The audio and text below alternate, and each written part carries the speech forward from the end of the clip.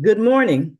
Welcome to this month's edition of Oak Hill Regional Community Development Corporation Third Wednesday Parent Resource Chat.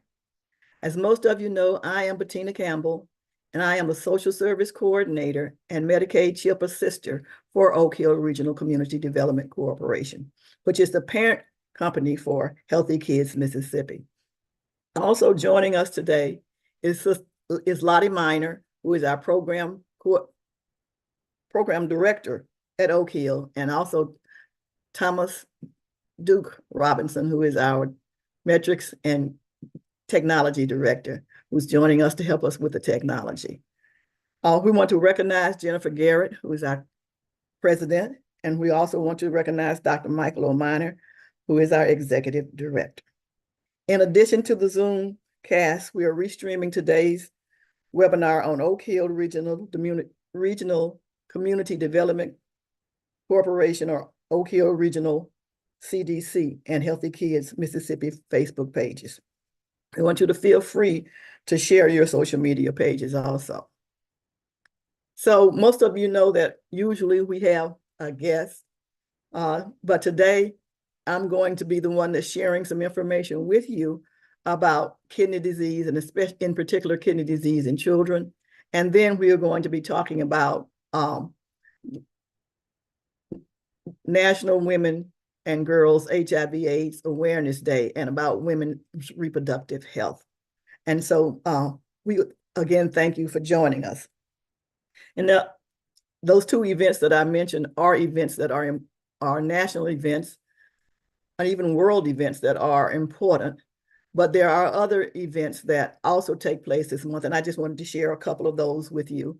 And we're talking about National Colorectal Cancer Awareness Month, the Ovarian Cancer Awareness Month, National Save Your Vision Month, and National Nutrition Month. Now get ready for this one, because it was a new one for me, but I thought it might be something to help us all liven up today, and it's called National Bed Month. Not sure what that means, but it is a holiday, National Bed Month. So before we begin our presentation, I did want to encourage you to please share the webinar again. And I also wanted to encourage you to get out your pencils and your paper so that you can write down your questions or your comments so that we can share them later during our discussion period. So the first thing we're going to talk about today is, what is kidney disease? And so kidney health is very important. And when we talk about kidney disease, we're talking about a condition in which kidneys are damaged. They can't filter the blood the way that they should, and the damage causes waste and fluid to build up in the body. And kidney disease also can cause other health problems. That there's acute kidney injuries, or also known as AKI. And it's when your kidneys suddenly stop functioning the way that they normally function, and it's only for a short period of time. And although it doesn't last long, it can cause long-lasting effects even after the underlying problem has been resolved. And if it's left untreated, acute kidney infections can be life-threatening. So then, the one that we most know about or most focus on is chronic kidney disease, also called CKD. And this was one that develops slowly over time. It may be months or it could be years before the effects of it shows up. And it gradually leads to kidney failure. And kidney failure means that the person will need either a kidney transplant or have to be on dialysis in order for them to stay healthier longer. And when they on kidney they need a kidney transplant or they are kidney dialysis, then we call this end stage, or ESKD, end stage kidney disease. So how common is kidney disease in children? It really is not very common, but that's because researchers don't know exactly how many children suffer from this disease, because there's so few symptoms, and it may for the early stage, and so it takes longer for this disease to manifest itself. And so oftentimes they are not children when it's diagnosed, but maybe late teens or early adulthood. So what are some of the symptoms of kidney disease? And that depends on the type of kidney and disease and stage that you're in. But some of the symptoms could include very little or too much urine. The urine can be cloudy. There might be blood in the urine. Sometimes they have fevers. There's swelling of their feet or their hands. They're constantly tired or fatigued, not just from being outside playing, but they just can't seem to get enough energy no matter what they do. Even when they go to sleep and wake up, they wake up tired. So there be shortness of breath, loss of appetite, and then nausea and vomiting. What are some of the complications of kidney disease in children? And they may include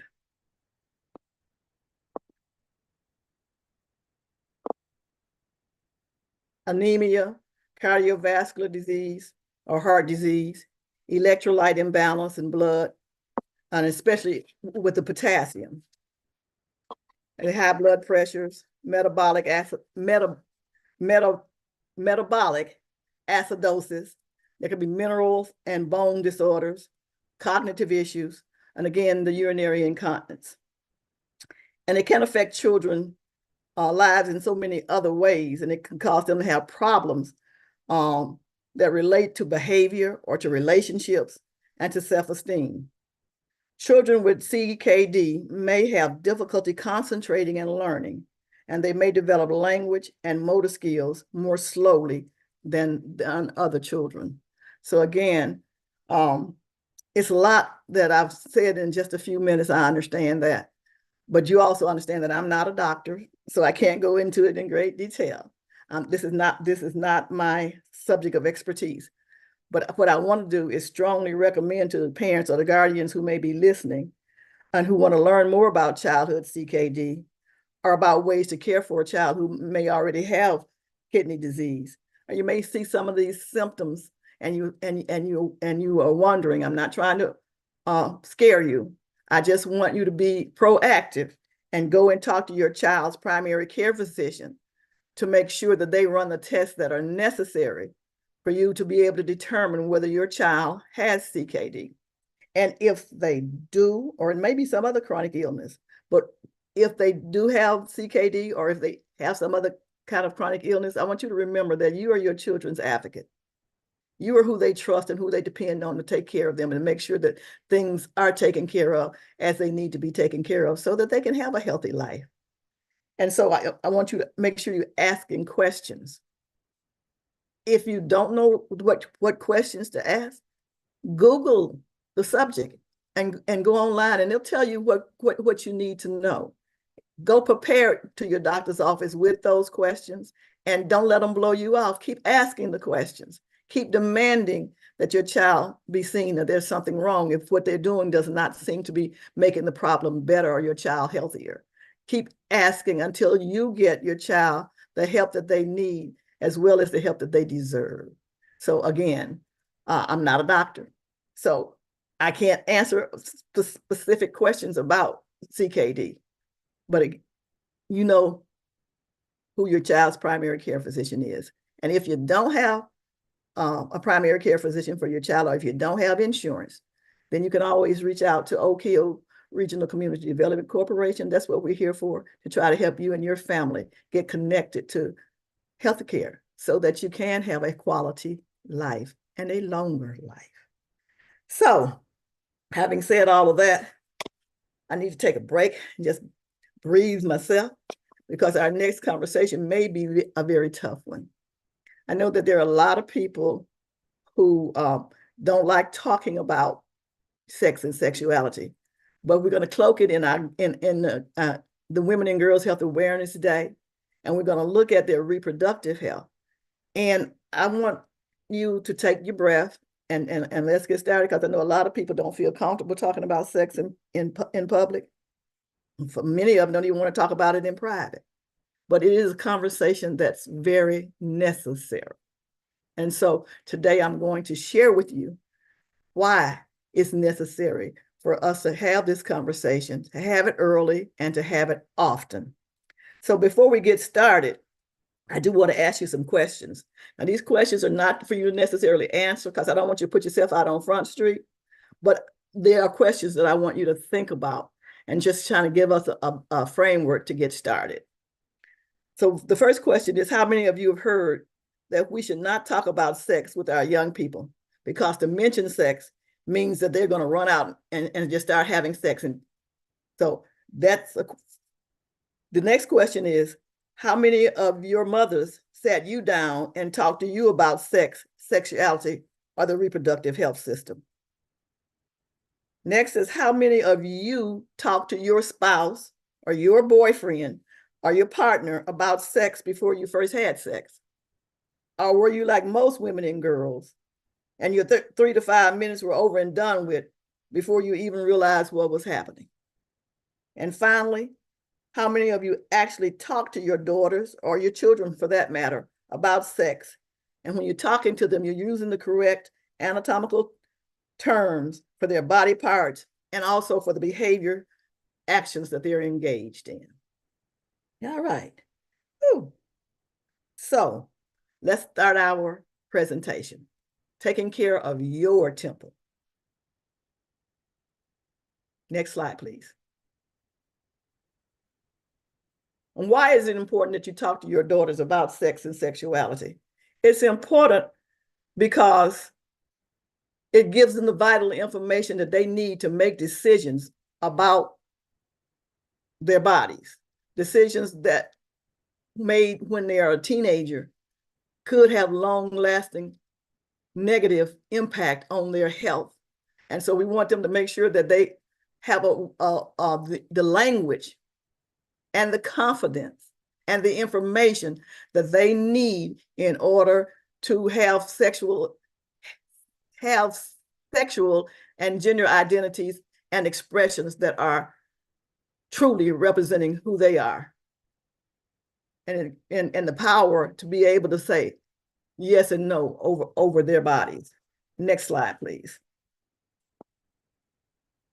And we are concerned about this because we know that for girls, as society goes, girls are marginalized and women are marginalized, and they face a lot of problems. We know that, if our girls are out sexually acting out, it's a problem, and they're frowned upon and they're ostracized. But as opposed to our boys who we think that they're just being a man and they're just doing what a man's supposed to do. So we want to make sure that our girls have the knowledge and the power to be able to resist them when they're doing what they think that they're supposed to do. So because of this lack of knowledge around sexual reproductive health causes our young girls to be vulnerable and not to understand about healthy menstrual hygiene practices, or become engaged early in unwanted sex, or become teenage pregnancies, and then they have unsafe abortions because they don't feel that they can talk to you about it, and they're talking to their friends and they're getting misinformation, and they end up with an unsafe abortion, which could have lifelong repercussions for them, not only physically, but mentally and emotionally. They can get all kinds of reproductive tract infections, and all reproductive tract infections are sexually transmitted diseases, but all sexually transmitted diseases are not reproductive tract infections. So we wanted to single out, today we're talking about HIV, but this is the message that we're giving is appropriate for any sexually transmitted infection. Next slide, please. So the reason that we have the ages 13 to 15, well, of course, because girls can have babies at 13 or younger, actually. And so the sooner you give them the information that they need, the quicker that they will be able to protect themselves, to protect their reproductive health, and to protect any future generations of babies that they might have. And although in the United States now, the rates have gone down and they've stayed down, but girls aged 15 to 19 are still having the highest rates of pregnancy. They're still having the highest rates of infectious diseases. And so we want to make sure, again, that they are getting the message. And this is not, when we say they're having the highest rates, we're not talking about the highest rates just in the United States or just in Mississippi or just in Tennessee or just in Michigan. We're talking about they have higher rates than in this country, but also they have higher rates than the girls their age in Canada and in the United Kingdom. In 2020, roughly 15% of these young ladies who 15 to 19 who gave birth, this was not their first child. So somewhere along the line, they missed the message. They was not given the message the first time on how to protect themselves. But in between that time, they didn't get the message either. So it's something that we're doing wrong. Even though we know the research has shown that if we have these conversations earlier, we can prevent some of this, we still don't seem to be getting it right. And so in 2019, the lowest teen rates were reported in the Northeast, while here in the South, the numbers are still high.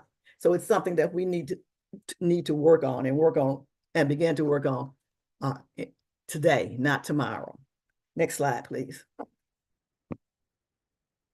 And we know, again, that adolescents who engage in substance abuse, that is connected to early risk sexual behavior. And so we want to make sure that we are giving them the information not only about reproductive health, but also including those social things that affect reproductive health. So again, making sure that they have the information that they need to protect themselves and their reproductive health system. Next slide, please. So how do we do that when we start talking about protecting our children? We want to have age-appropriate pre-maternal health preparation. In other words, we want to start having these conversations openly and honestly based on developmental appropriateness so that our young people are preparing their body, their temple for reproduction, because we want to have healthy babies, whole babies. We want our mothers to not be dying because they are not getting the treatment that they need. And so again, when we talk about sexual health, we're talking about more than just sex. When any time the word sexual comes up, or even reproductive health, sometimes the minds automatically go to sex. But a woman, a girl, a human being is more than just sex. And we're talking about all of the dimensions of wellness and all of the dimensions of their lives, actually. And it's important that we talk about it from that framework, because then we encourage parents, hopefully, to be more open, to be more willing to talk. We encourage churches to be more willing to get engaged, to have the classes to provide this information, because it's not just sex that we're talking about. We're talking about a lifestyle, and we're talking about wholeness and wellness. So if we know that, and we know that if we talk about it from that lens, that is going to help our young people to develop healthy sexual habits and a reproductive lifestyle. So we want to make sure that we are preparing ourselves and our children to have that conversation. I mean, they already think that they already know, or they think that they know what's going on because they're looking at TV. They out here on Facebook, on Snapchat, and all of the other social platforms, getting their information. They're hanging out in the streets, at the parties, even at the church, y'all. They're talking about sex and sexuality, and they think that they know the answers, but oftentimes they are the wrong answers. And so we want to make sure that we are equipping them. Next slide, please. So again, talk about that be frank and honest conversation. And it has to start with you being frank and honest with yourself. We often do a saying when we have our meetings. We often say, "I know me, I love me, I like me." But if we haven't sat with ourselves and really know ourselves and develop the comfortability within us, getting rid of our stuff, so that when we talk to our young people, we're not sharing that stuff. We're not passing misinformation and stigma and all kinds of other ills on and isms on to them. So that we want to make sure, you know, that might mean because no one ever had the conversation with you and you haven't felt comfortable enough to have the conversation with any professional people or any people that might know the right answers. That might mean that you got to get up the courage within you and yourself to go and sit down with your doctor or to go and sit down with a person that teaches sex and sexuality so that you have the correct information and the correct terminology to be able to talk to your child, no matter, you know, now we're focusing on those, we're focusing on younger children, say 13 to 19, but the 19 plus need conversation too. Even mama might need a conversation. So we want to be able to get the right information so that when we are talking to our young people, because we know they're going to share that information with other young people, that we are giving them the correct answers. And also to keep me on track and make sure I'm giving the correct information. Guess what, y'all? I'm the mama, but I have invited Dr. Tamara Rose, who is my daughter, but she's also a doctor in human sexuality. I've invited her to be on this call today so that if I have to answer any questions, she can make sure that I'm answering them correctly, or she can provide even additional information. And maybe she might choose to share how talking young and talking early and talking often has helped her. Next slide, please. Oh, excuse me. Before we do that, let me talk about the fact that when we're talking, what we're talking about, and we're looking at those core values that shape your family and that shapes your life, so that we can have them to look at what their core values are and how the process include privacy and close relationships with mother and daughter, and the perception of sexuality as they're dangerous, or are they just a normal part of life, and not something to be feared, not something to be afraid of, but not something to engage in too early. But when you are not only just physically ready, but emotionally, mentally, and spiritually ready to be engaged in those types of activities. Next slide, please. I put this slide in here because what I've found out in over 30 years of working with people around sex and sexuality and the human reproductive system is that a lot of people, women, I don't care what age, girls from 13 to women from 80 something years old, when we've done an activity with them that includes them naming their body parts appropriately, first of all, there's a problem with the names. Second of all, there's a problem with where they're located. So if you don't know your body and you don't know how to talk about your body in the appropriate terms, there's a problem.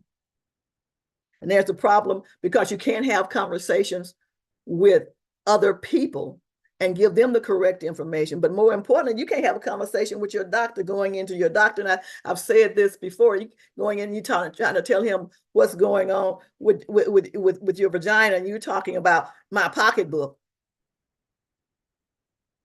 Or you're talking about my poontang or my whatever name that your family uses in order to describe your reproductive system as opposed to appropriate names. Then how can the doctor help you?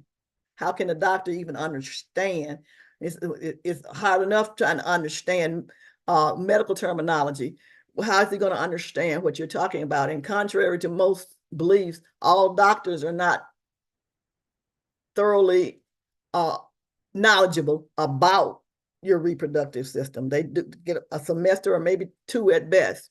And even sometimes your gynecologist doesn't have all of the information. So you want to know how to name your body parts so that when you go in and talk to the doctor, or when you're talking to your daughters, you can give them the right information and they can feel comfortable and knowledgeable knowing that they have the right information. And it stigmatizes this myth that our bodies are dirty and nasty and not clean, and therefore we don't talk about them. because when we look at it through that lens, it makes it easier for us to put our bodies at risk. It makes it easier for girls and women not to have those conversations with their partners about their sexual behavior, so that they can know, they can make informed decisions about whether or not this is something that they want to be involved with. This is someone that they want to be involved with, because some of these infections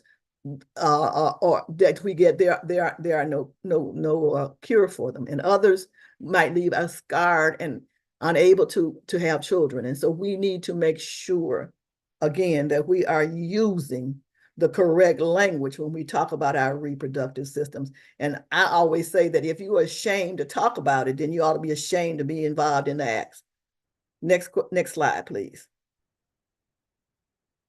And we talked about sexually transmitted infections, and I said that there were some, that actually 4 that are uncurable.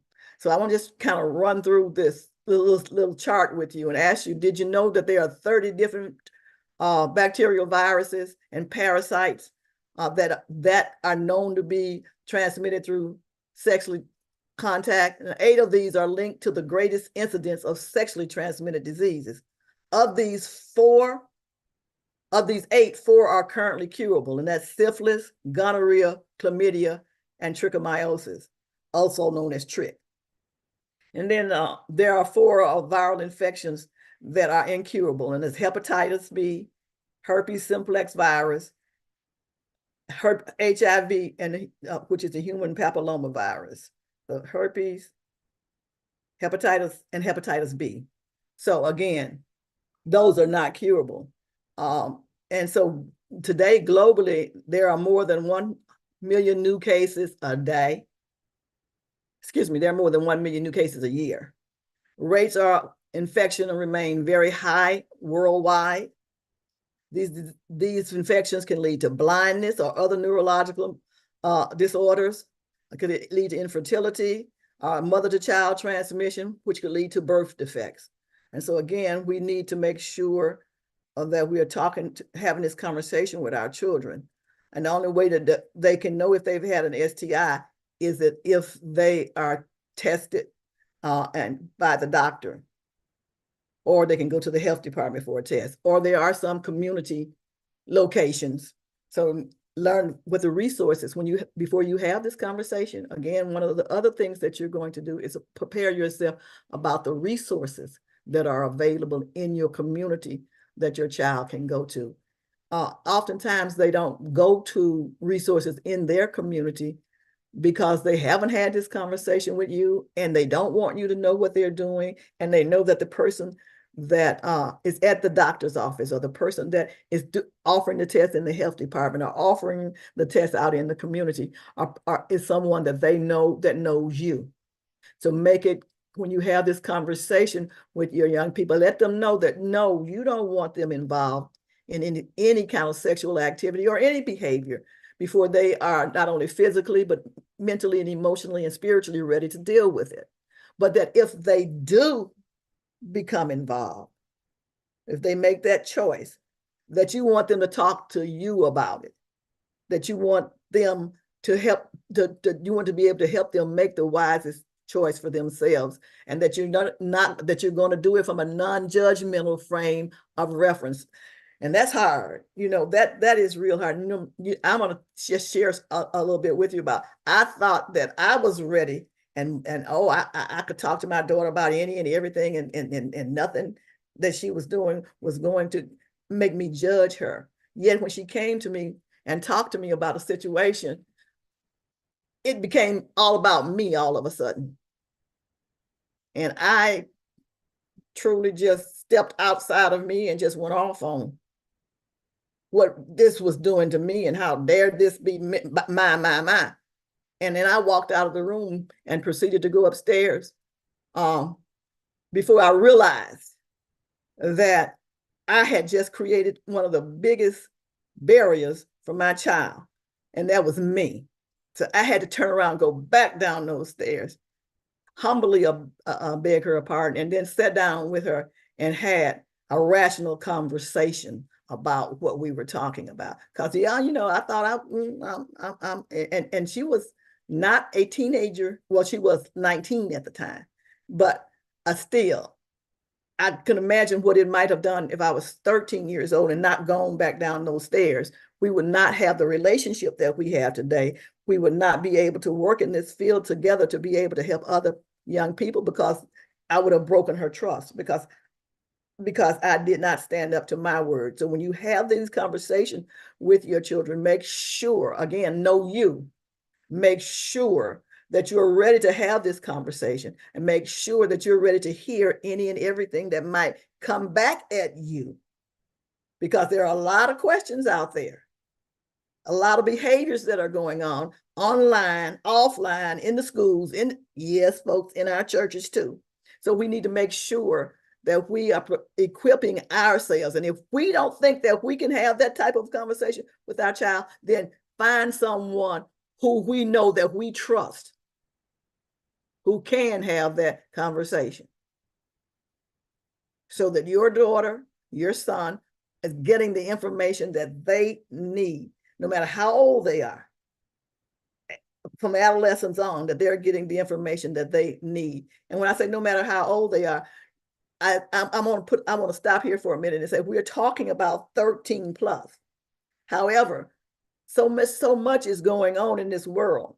I want you to understand that you can also talk to 13 and below, but just use developmental appropriate terms and descriptions to talk to them about it, because their bodies, let them know that their bodies is their private space, and that nobody has a right to touch their private spaces or be involved in their private spaces but them. And if that should happen, that they can share it with mama. For your 13 and up, make sure that they know that you're not going to judge them. You're not going to stigmatize them, but that you are going to be there to be a resource and a support for them. Next slide. Next slide, please.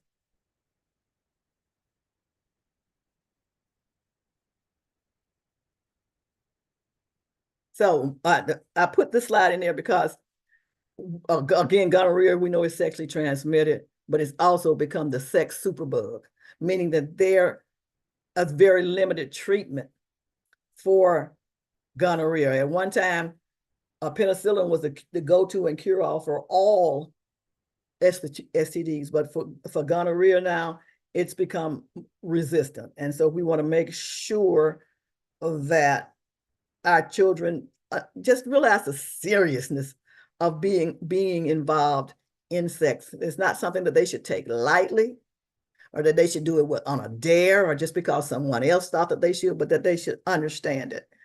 And we want to know that if pregnant women get gonorrhea, it can cause inflammation of the womb and infertility.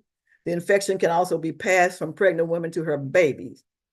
It could lead to early labor and delivery and premature and permanent blindness in a newborn baby. So again, this is not just about not having sex, but it's about preparing their bodies for maternal care. So it says there are 87 million new cases of gonorrhea among men and women aged 15 to 49 in 2016. And I don't imagine that it's gone down very much. It probably has gone up during the, I know that some of it went up during the COVID.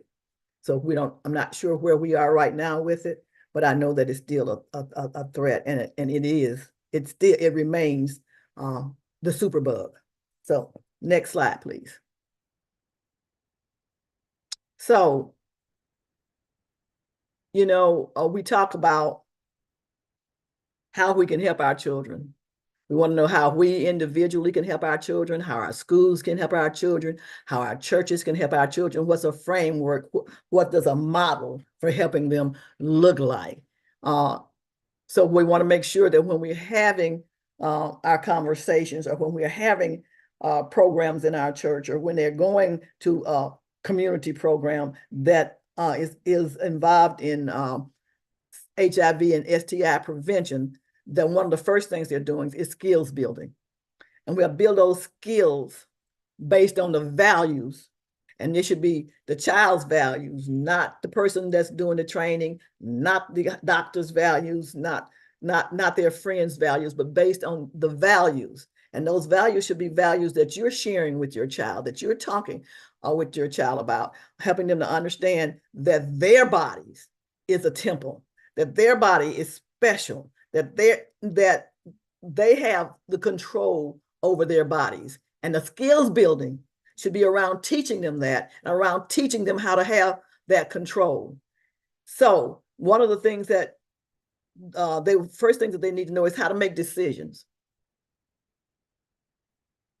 We talk about making decisions, but how do you make a decision? What should that decision be based on?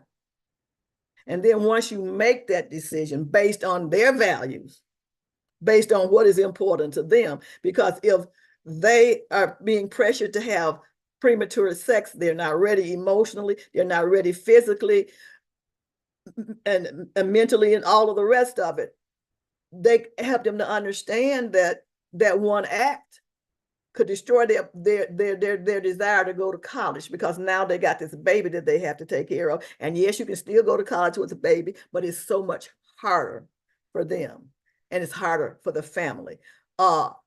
Even with the young boys, make that understanding that baby physically may be living with that young lady, but guess what? You got to pay for it, so you got to get a job. Or if you're going to have sex, some of the sex tools that you use to protect yourself, you got to get a job so that you can pay for those things. So looking at the whole gambit from the act to 20 years in the future, are you ready to make this decision to be involved? Because for every decision, there's a consequence. So helping them to understand that, and helping them to look at those consequences, and then make a decision on, are they ready? Because if they're doing it because they want to show this young man that they love them, or they want to show this young lady that they love them, and then that person still walks away, what is that going to do to them mentally? What is that going to do to them emotionally? Are they ready for those types of actions? Then how do they communicate? Verbally and through technology. How do they communicate those decisions to the person that they will or will not become sexually involved with? And we want to help them to do it in a way that's not aggressive, but assertive, so that there's no hemming, no hawing about maybe not. No. They want to be quite firm about whatever their decision is. And if their decision is abstinence, understand that that's our first choice for them. May not be their first choice, but it is our first choice for them. But that we have to teach them how to be abstinent. Abstinence is a skill, just like anything else. So we have to teach them how to make those decisions and how to evaluate those decisions based on their abstinence choice. A lot of times in today's world, we know that sexting which is basically cyber flirting. And that's when you're sending pictures, nude pictures or semi-nude pictures or suggestive photos. Sometimes there are messages that include sexually explicit videos. Those things, ladies and gentlemen, those things live in perpetuity. They're out there. They're not going nowhere. And is that something that when they go to apply for a job at the age of 25 or 30, that they want to come back to haunt them? And I know they said, well, I'm in a relationship, I trust my partner, but you're in that relationship and you trust that partner, and that partner may be okay with you as long as you haven't broken up with them, or as long as you haven't hurt them in some way. So, or bragging rights, male or female, bragging rights. So you want to make sure that they understand that may be not something that they want to be engaged in. And it's okay, parents, to check their phones to see what's going on. It's okay to check their computers to see what's going on. It's okay to check their rooms to see what's going on, because otherwise, how do you know how to have those conversations and what those conversations should be about. Then teaching them the skills on how to negotiate for behaviors. If they decided that they want to be abstinent, is that a realistic decision for them? And if it is, how do they practice that? How behavioral does that play out? How does it act out for them?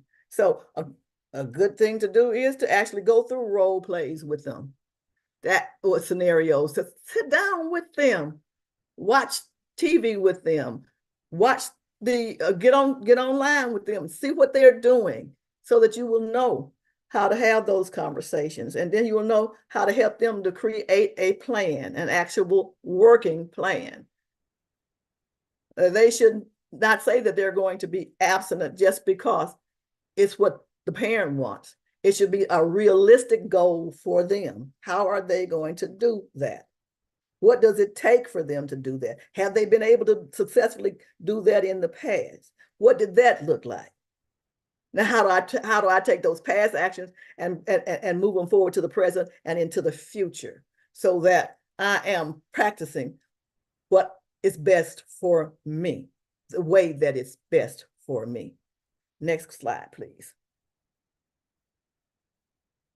So we know we talked about abstinence, and we know that that is the only 100% way that you can prevent HIV infections. And it says abstinence from sex until you know your spouse or each other's status. And that's critical. That is critical. So I've had situations with clients where they remained abstinent with their partner, thinking that their partner had remained abstinent, only to get married and to find out that they were now HIV positive.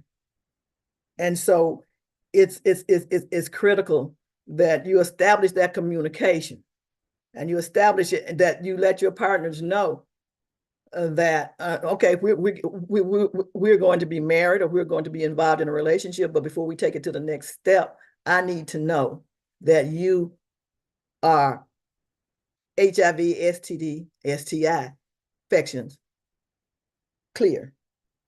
That I need to know.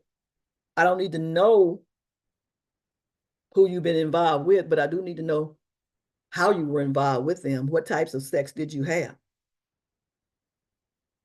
And was it protected or unprotected? And guess what? Either way, we're going to go get tested, and we're going to go together. And we're going to go together to get our results, so that I'll know for sure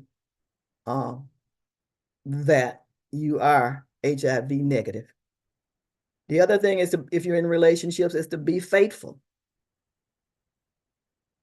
We know a lot of times, ladies, and this is for you, and especially my church ladies, a lot of times when we are in relationships, when we get married, we thinking our partner is faithful, and then we find out that they're not.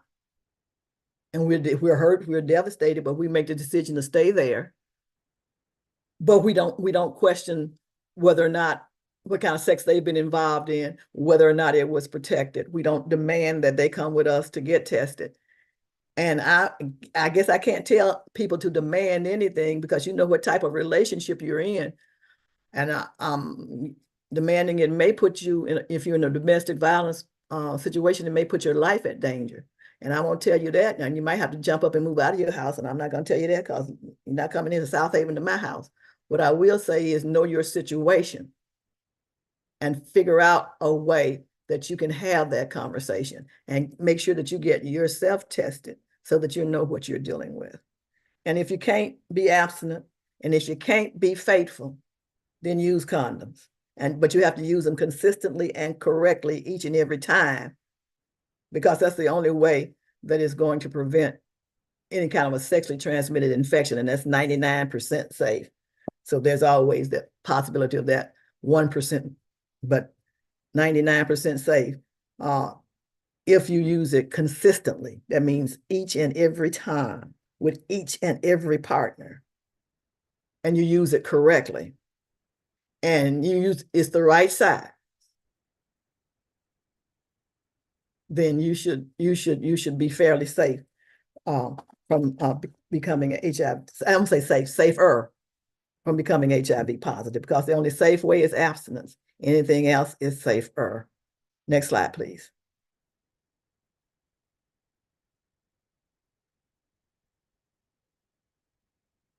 Next slide.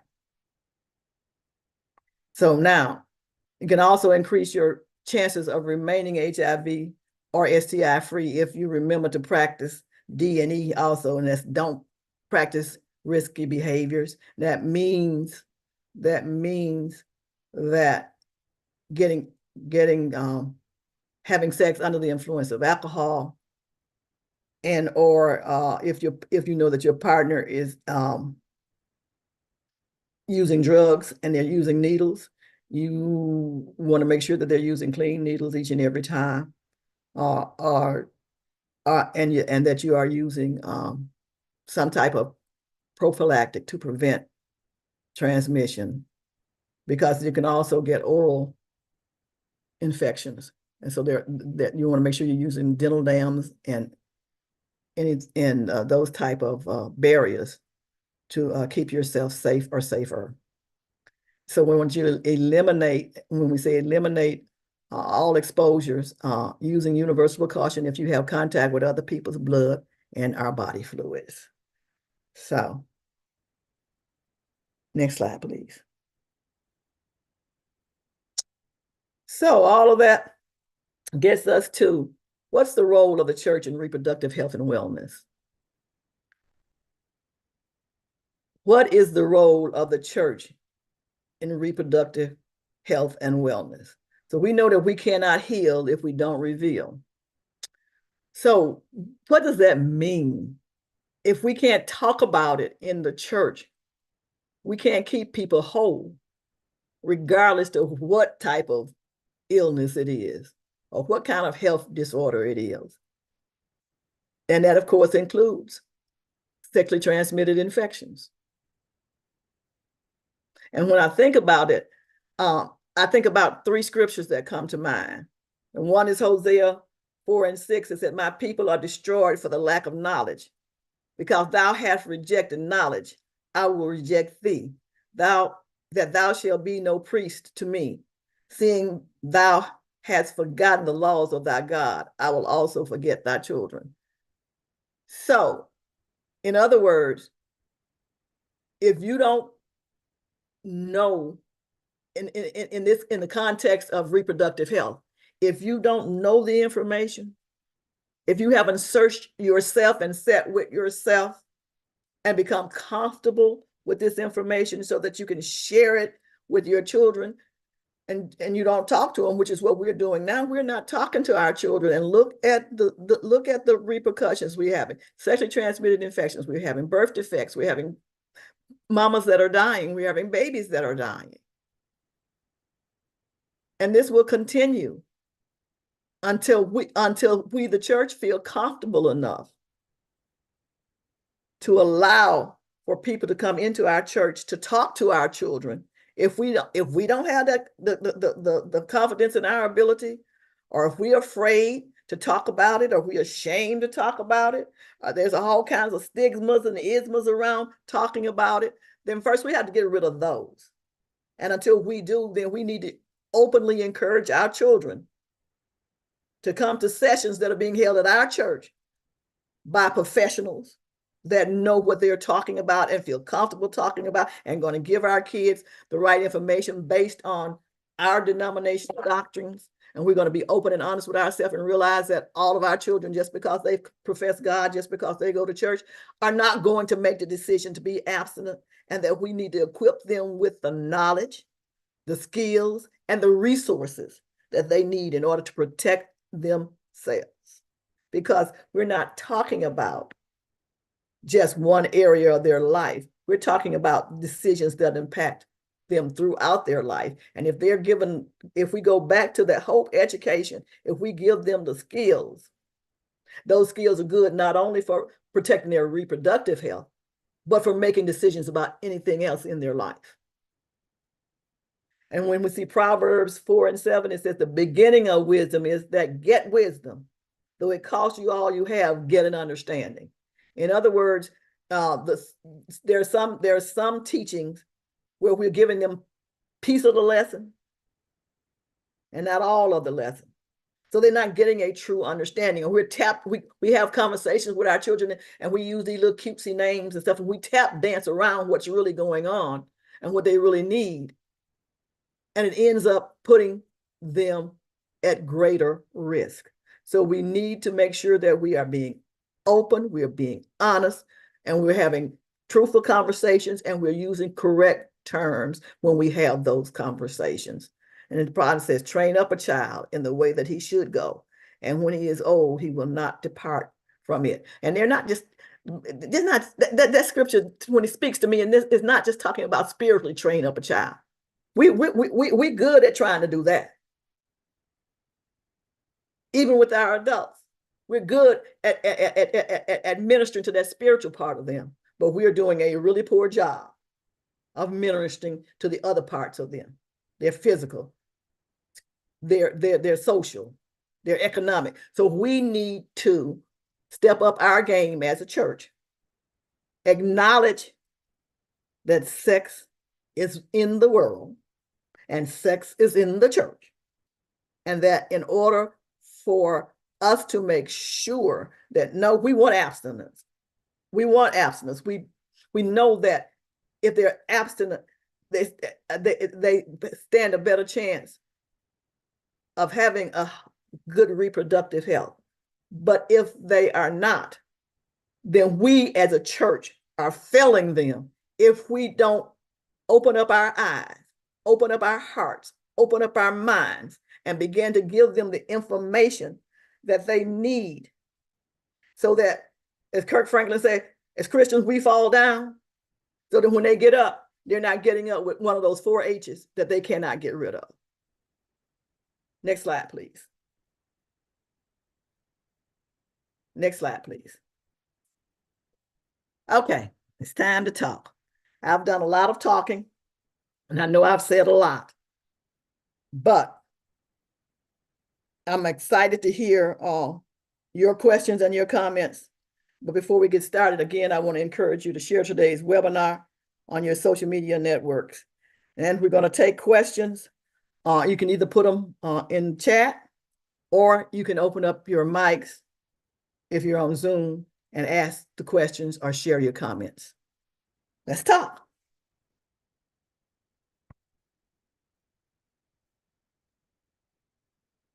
Are there any questions? Thank you, Sister Abigail. She says, Sister Campbell, great information and presentation. Thank you so much. Are there any questions? Anyone? Are there any questions from social media, Duke? I'm checking now. Thank you. While you're checking up, while you're checking that, I'll take a question from Sister Brenda. Sister Brenda Wilson, open up your mic and ask your question. Okay, is it open now? Yes. Oh, okay. My question is, and I was just about to send it to you, what is the first step in getting the church involved in this process? Because, you know, it's always that if you see, don't tell kind of attitude, you know, because it could involve somebody within the church house itself. Very, very true. I'm going to ask Dr. Tamara if she'll open up her mic and share with you the ways that she has used in order to get the program like this in the church. Well, thank you, Sister Bettina, for inviting me into this conversation. So years ago, I had the opportunity to work with an organization called Your Center. It was a faith-based organization in Flint, Michigan, and we successfully trained over 90 churches across 9 denominations. And we started with a very basic question, and that is, what do the churches need? Are they equipped? Are they prepared? What skills and resources that are already there? And then what are lacking so that we can provide the services for the church, or the technical assistance.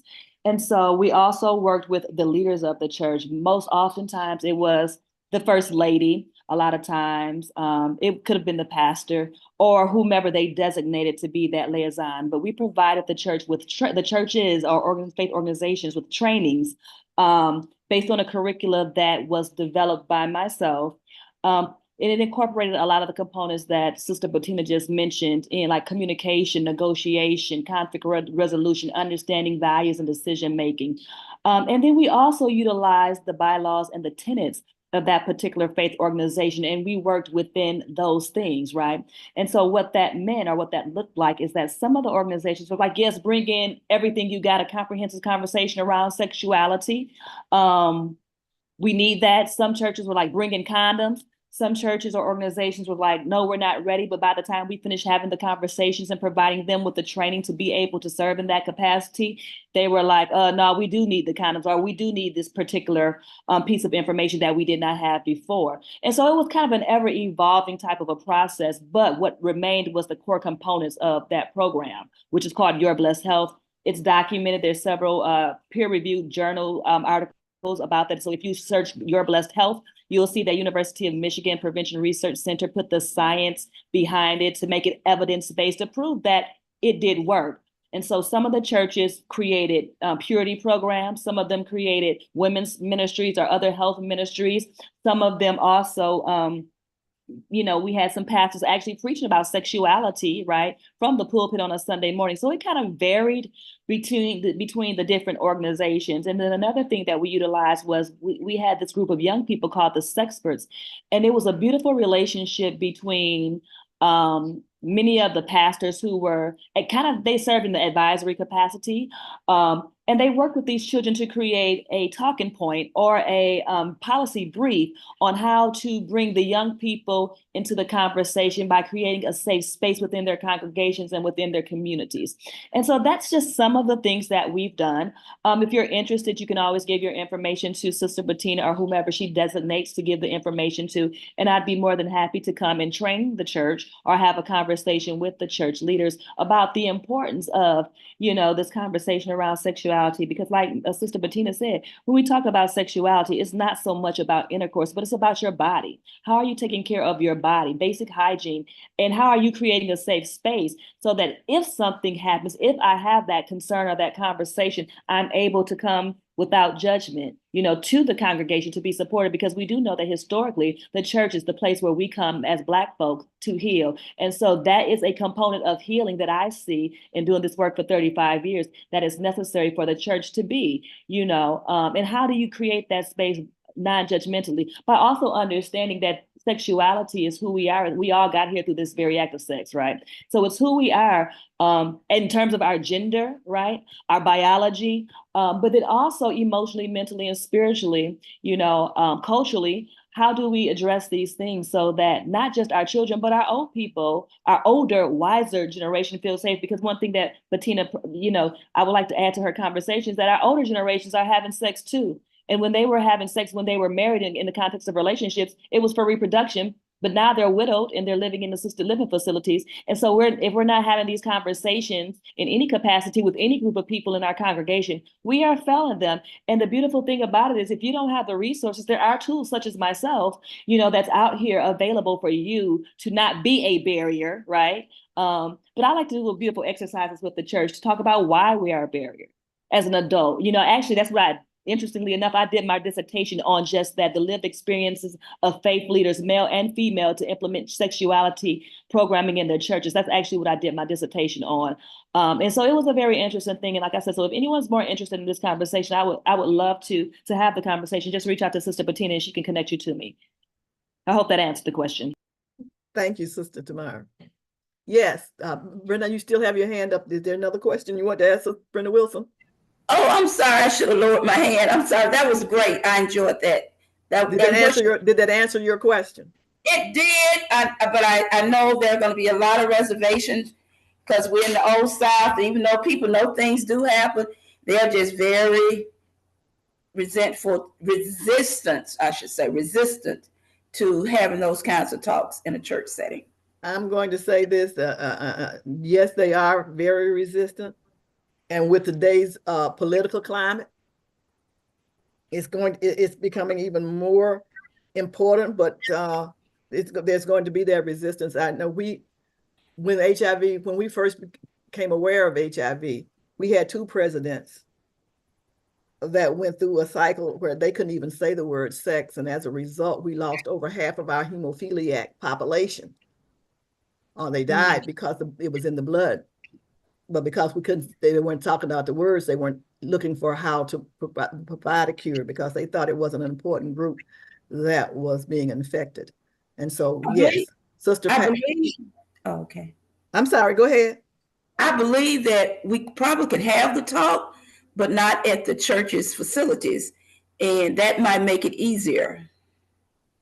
I think if that's what the church requires, if they want to sponsor an event where they bring their children, but it's not held at the church, fine. I don't care where it's held. Conversation. I don't even care what you call it, just as long as you have a conversation. Sister Pat. I just wanted to say, I come from an old school church, if those are the right words. But anyway, and even from old school parent, my mother, the way we were taught, and even from my grandfather, that, sex was taboo. And, and if you got involved, it was like you're going to be, you thought you're going to be sent to prison, or, you're going to be sent to prison or whatever. And then when you did get involved, that was still taboo. You were treated as if, you had committed a crime and you had to go through a punishment. But, and we didn't really learn a lot, during that time, as far as sex education because of, their teachings. And so when times start changing, that's when, I've noticed that the parents, they still don't teach them what they need, like you said, what they need to be taught. So how do you, what is the approach? And this is very interesting, very helpful in our community and in our church, with the young people. But as Sister Brenda said, with it being an old school church, I'm wondering, how would you get them to receive this, the older ones, because it's needed basically in the community. I agree with you. And I don't know, I may have shared a story with this group before. I'm not sure. When we first started our program, Your Blessed Health, we started it with 6 pilot churches. And one of the pastors was very gung-ho about having the program in his church. And we started in January, and it was April, and the program was only 6-month pilot. So we contacted him to find out if he still wanted to have the program. And he said he thought the program had already happened. And I said, no. And he asked me to hang up. He said, I'm gonna call you back. And he did. And he asked me, he says, what are you doing Sunday? I said, what time Sunday? He said, Sunday morning. I said, 11 o'clock Sunday morning. I'm in church. And he said, well, can you be in my church? I said, well, I guess I could, but what am I doing in your church? He said, you're going to talk about sex. I said, he said, you're going to talk about HIV. I said, wait a minute, let me get this right. At 11 o'clock on a Sunday morning, I'm going to be in a Black church. And from the pulpit, I'm going to be talking about HIV. He said, yeah. I said, how long do I have? He said, how long does it take? I said, well, typically our presentations are about 45 minutes, depending on questions and answers and stuff. He said, well, can you do it in 30? I said, yes. So I showed up at his church that Sunday. I talked about it. And after services, a lot of the parents came to me and wanted to know why the program wasn't in their church. And I'm like, that's a question for your pastor. But what had happened is that he had turned it over to the head of the mission. The head of the mission was old school, did not believe that sex was going on in the church, did not believe that children needed to talk about it because their children weren't doing anything. So she blew the program off. Well, that Tuesday she called me because so many parents had gotten on her. So she called me and she said, I want you to come. but you still can't talk about condoms. You can't talk about dildos. You can't bring any of that stuff into my church. I said, okay, I'm coming. Well, we firmly believe, again, that abstinence is a skill. So we had to teach the children about that.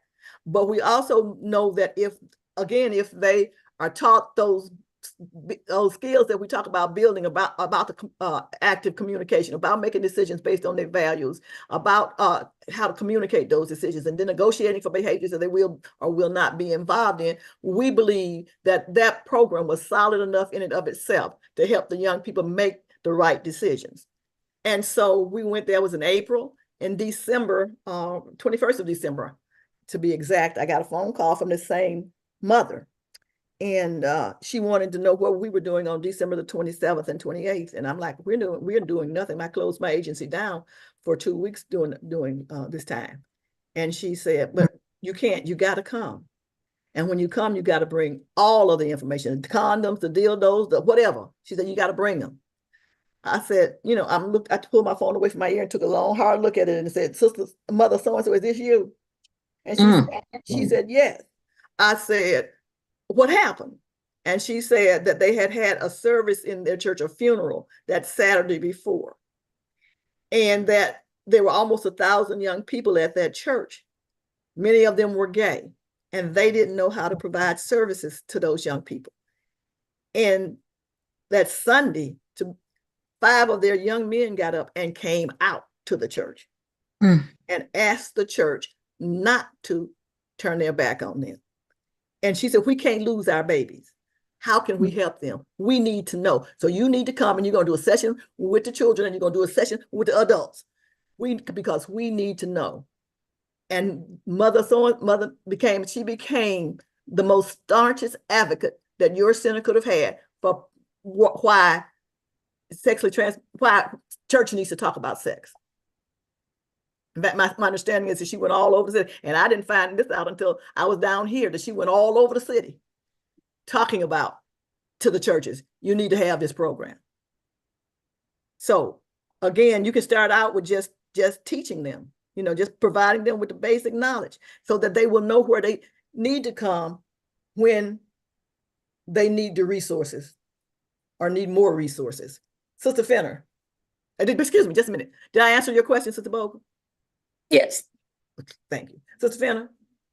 Yes, what some of them don't realize is that, or either they won't take into consideration, if they don't teach the children the right thing, they're going to learn the wrong thing from their peers.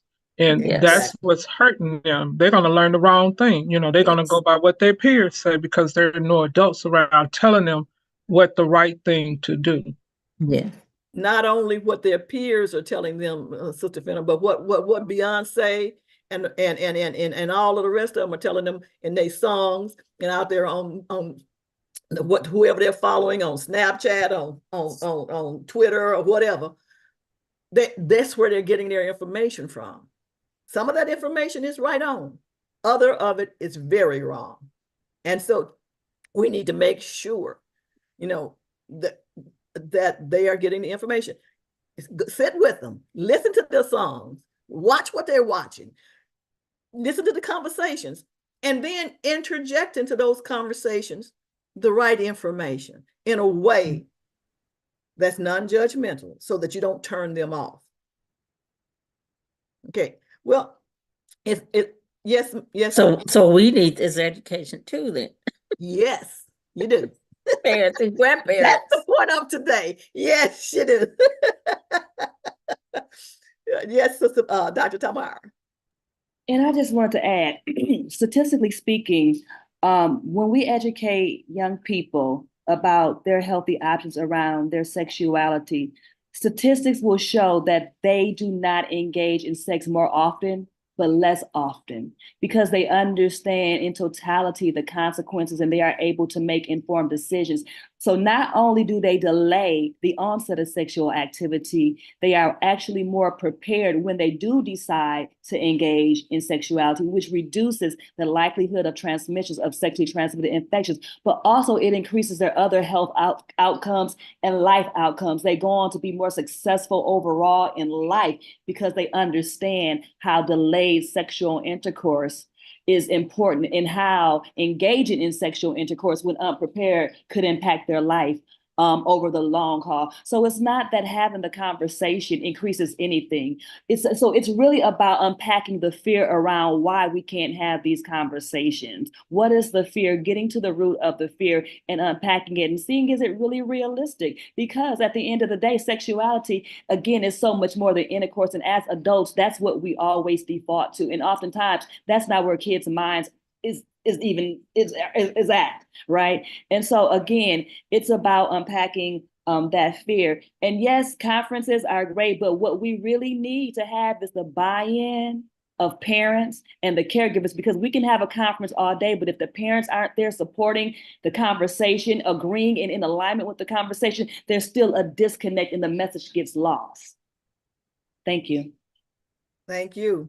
And having those messages, having those conversations with our church leaders and helping them to understand that we can craft those programs so that they are in line with what their denominational doctrines and beliefs are, and so that they're in line with what the mission and the vision of their church is. But there have to be core elements. And I found that once pastors understand that, once first ladies understand that, once parents understand that, they're on board with us teaching their children the information that they need to have a healthier lifestyle, to have Don't forget a the motherboard. Yes. Pardon me? Don't forget the mother's board. Oh, yes. We all of them, you know, that's the first thing we do is we go in and we provide education to the leadership of the church.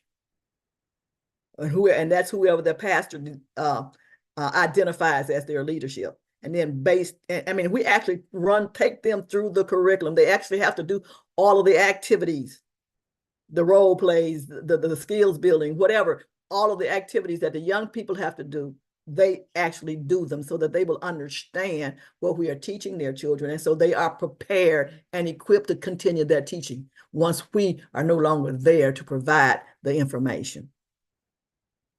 Okay, and now it's after 12, ladies. I'm not sure if you want to continue. If you do, we can end for a little while longer. But if people have to go, then we can end this conversation. And you can always call me or for a one-on-one, or you can if you wanted to have a one-on-one with Dr. Tamara Rose, I would be also happy to provide for you her contact information. And again, as she said, if you Google Your Blessed Health, it will give you more information about the program and show that not only is the program acceptable and it came from the faith community. It was developed by 7 first ladies and Dr. Tamara. So it came from, and myself, it came from the faith community to the faith community. And we just took it to the University of Michigan and asked them to help us put the science to it, because we knew that we needed that part of it in order for it to be funded by the government or even foundations. And so it's a program that we know that does work. So again, thank you. If there are no other questions, no other comments, we're going to end today's broadcast. And I'm going to wish you that you continue to have a blessed day. Any other comments or questions?